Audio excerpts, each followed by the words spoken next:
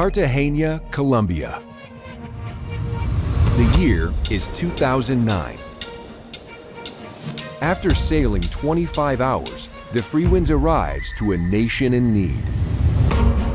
Waiting at the docks, a high-ranking official of the Colombian National Police Force with 40 of his officers.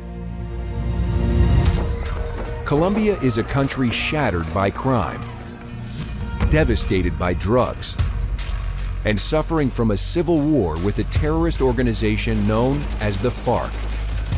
A war which has raged on for more than 50 years. All of which earns it a place on the international blacklist for travel, crushing tourism, the economy, and the people who call this country home. And so the task begins for this humanitarian ship to help bring peace to a nation. The first step, training the officers.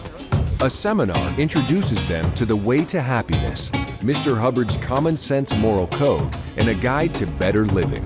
And its power to bring calm is quickly put to the test.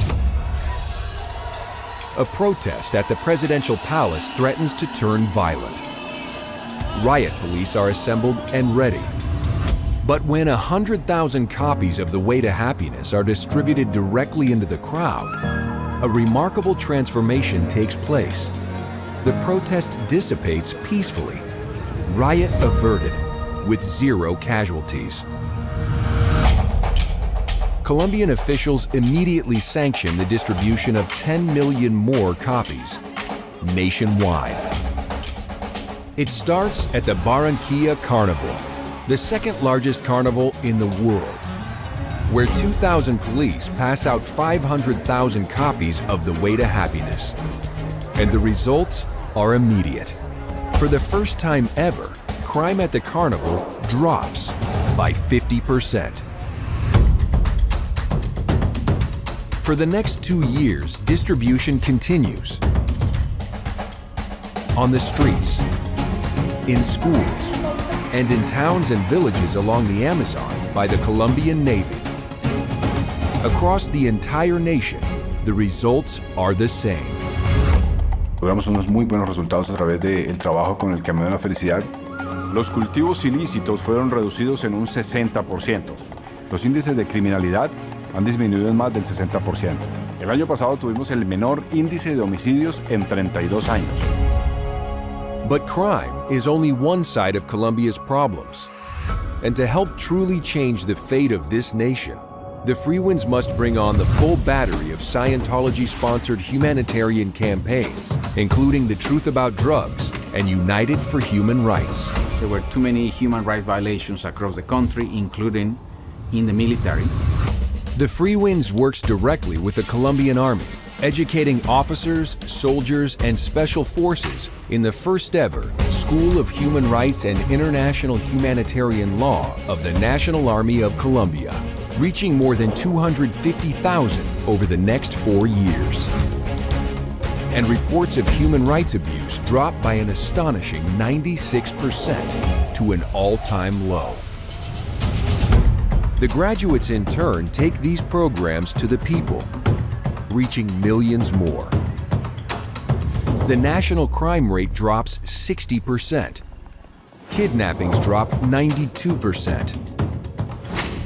Embassies across the world begin to lift their travel warnings, removing Colombia from the blacklist. And tourism expands by 600%, booming the economy. But the most crucial phase of this humanitarian mission is still ahead. Helping end the nation's civil war and half a century of conflict. The Colombian government convenes special meetings, hosted by the Freewinds at the Church of Scientology of Bogota.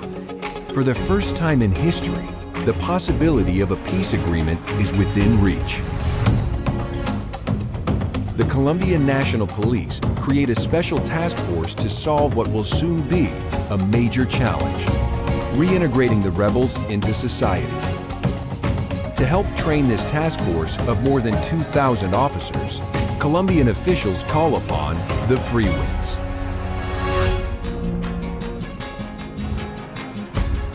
finally, in 2016, a peace accord is signed.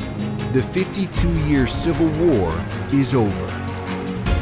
Thousands of rebel soldiers lay down their arms, and under the guidance of the task force, they begin their reintegration, returning to society as productive citizens. The very next year, Colombia achieves its lowest homicide rate in over 4 decades. A new era of peace and prosperity for Colombia has begun.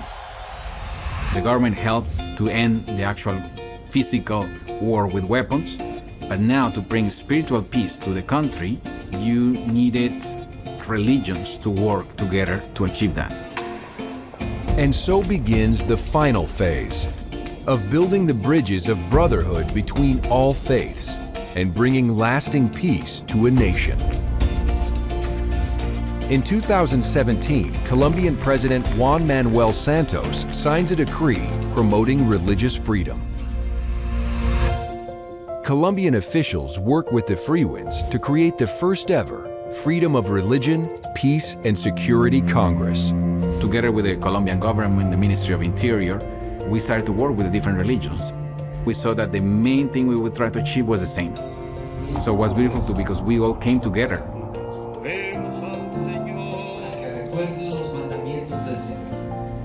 Aprendimos a ver que detrás de ese muro que habíamos construido, más allá de si eres cristiano o no eres cristiano, de si eres musulmán o eres judío, si eres de esta o aquella confesión, hay un ser humano. We talk about having world peace, but I believe that world peace begins at home. So right here in the Caribbean is where world peace begins. Working together, coming together to create God's kingdom here on earth. 10 years after the Freewinds first weighed anchor in this nation, she returns to a very different Colombia, no longer greeted by calls of suffering, but by the thunder of celebration. Up next, the Freewinds faces down the Caribbean's darkest hour.